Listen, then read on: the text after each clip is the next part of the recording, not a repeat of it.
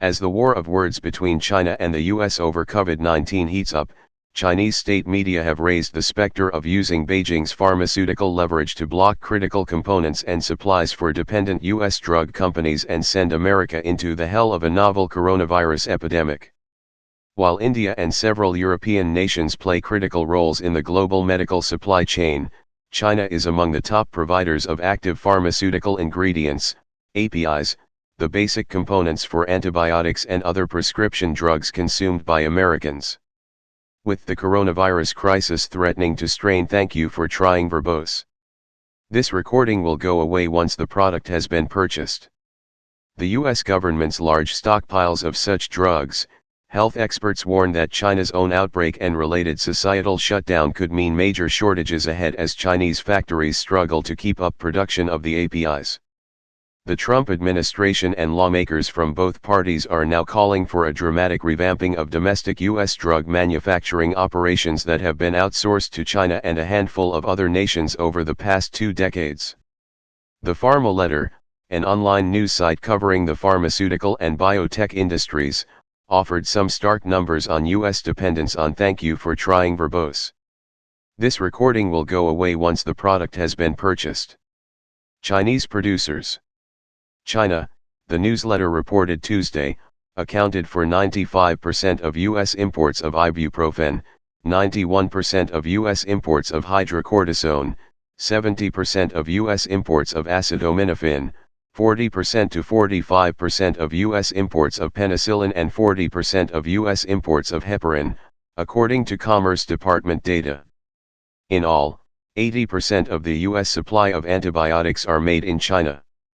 Even without a conscious boycott policy by the Beijing government, the disruption to Chinese domestic production caused by the pandemic is straining the global system. It was a blunder of epic. Thank you for trying verbose. This recording will go away once the product has been purchased. Proportions that we allowed the manufacture of penicillin to leave our shores, said Rosemary Gibson, the author of the 2018 book China RX, exposing the risks of America's dependence on China for medicine.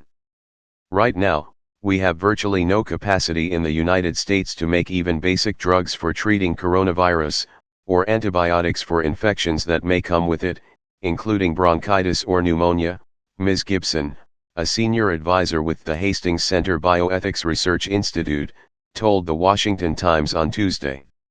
And now we've got a perfect storm of a production shutdown. Thank you for trying verbose. This recording will go away once the product has been purchased. In China and a disease outbreak there, where they need medicines for their own people, coupled with rising global demand on that same global supply source, she said. This is a wake-up call. President Trump Tuesday played down the likelihood China could effectively blackmail the U.S. with curbs on drug exports. I don't see that at all, he told reporters at the White House Tuesday. And I think China has every incentive to make sure that things work well. But concern has grown since the Chinese state news agency Xinhua published thank you for trying verbose. This recording will go away once the product has been purchased. An article earlier this month claiming U.S. medical supplies were already extremely scarce and that an out-of-control American coronavirus outbreak was almost inevitable. The article said that while some drugs get imported to the U.S. from Europe, the production base for both is 90% reliant on exports from China and that if China were to ban such exports, the United States will fall into the hell of a novel coronavirus epidemic. It went on to say Beijing had not engaged in such a ban because there is great love in thank you for trying verbose. This recording will go away once the product has been purchased. The World. Yan Zhonghuang, a senior fellow for global health at the Council on Foreign Relations, said he was surprised by the Xinhua article because the Chinese government has officially said it is working hard to try and resume the supply of API production and delivery around the world as quickly as possible.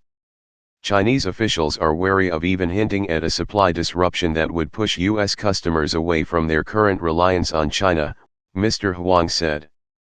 That's definitely not something the Chinese want to have happen. This is thank you for trying verbose. This recording will go away once the product has been purchased. A globalized supply chain, so there's no such thing as a zero-sum game here, he added. India, the world's #1 supplier of generic drugs, could also dramatically impact the flow of pharmaceuticals and medical equipment into the United States, he noted.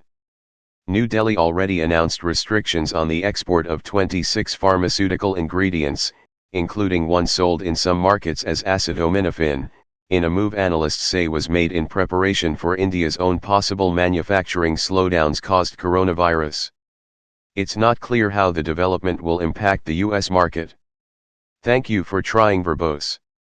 This recording will go away once the product has been purchased. Pushing for change.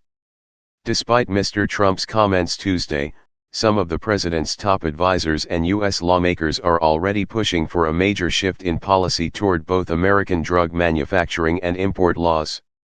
Some Republican lawmakers, including Senate Foreign Relations Committee Chairman Jim Risch, claimed Tuesday that Beijing has already intentionally slowed exports to the global market. The Chinese government's efforts to block or manipulate the export of life-saving pharmaceuticals and personal protective equipment in the midst of a global pandemic which, it must be noted, originated on Thank You for Trying verbose. This recording will go away once the product has been purchased. Their soil are undermining the security of supply chains upon which we all depend, the Idaho Republican told The Times. This demonstrates what kind of leader China seeks to be in the international system. Moving forward, Mr. Risch said, pharmaceutical companies will need to make tough choices about where they trust to base their manufacturing and distribution hubs. The U.S. government will do the same.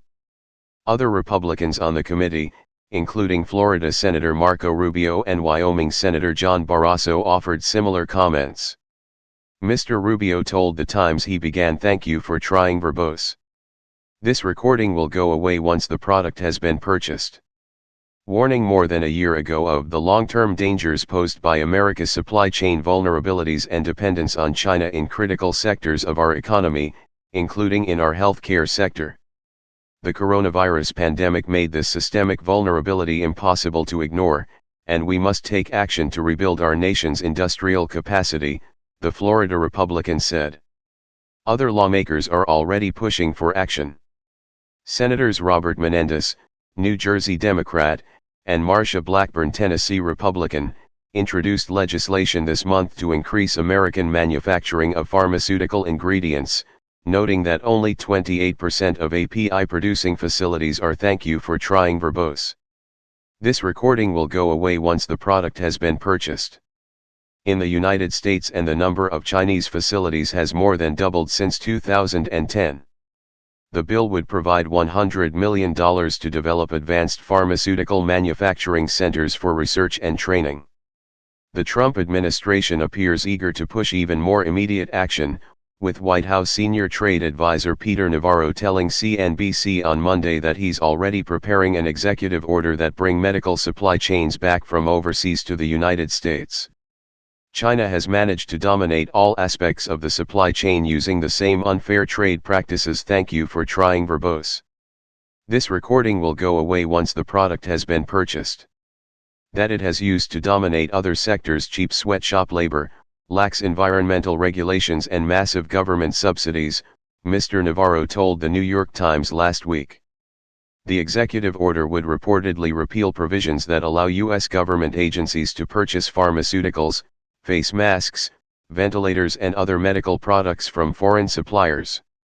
The Pentagon, the Departments of Veterans Affairs and Health and Human Services have been given waivers in the past to purchase massive amounts of medical drugs and equipment annually through supply chains that ultimately lead to China. Switching over. Thank you for trying verbose. This recording will go away once the product has been purchased. The big question is how quickly the U.S. companies and workers can fill the gap if the Trump administration pushes through an order demanding a massive uptick in U.S. production. Ms. Gibson said the shift is doable. The capability is here, she said. We have very talented people in this country who can ramp up production. We're already seeing it happen for the production of medical face masks, and when it comes to medicine, there is the capability to launch massive manufacturing of critical generic drugs. The thank you for trying verbose. This recording will go away once the product has been purchased. Trick will be generating demand and a buyer for the ramped-up American production lines, she said. I think most taxpayers will agree that we should be using taxpayer dollars for things like the nation's defensive and strategic medical stockpiles, she said. Mr. Huang said U.S. consumers should be prepared for the reality that they will eventually have to pay more, whether it is for a diversified international supply chain that reaches beyond China for APIs, or for drugs fully manufactured in the United States. Why do we currently get APIs from? Thank you for trying verbose. This recording will go away once the product has been purchased. China. Because it's cheaper, right, he said. He said he had hoped Washington and Beijing might have been brought closer together in responding to the common enemy of the coronavirus pandemic. But what we're seeing instead is this relationship continuing to deteriorate, with the outbreak only accelerating that process, Mrs. Huang said. So I'm concerned the drug supply chain and Chinese exports to the US will become a victim of this increasingly sour U.S.-China relationship. Ben Wolfgang, Tom Howell, and Lauren Meyer contributed to this report.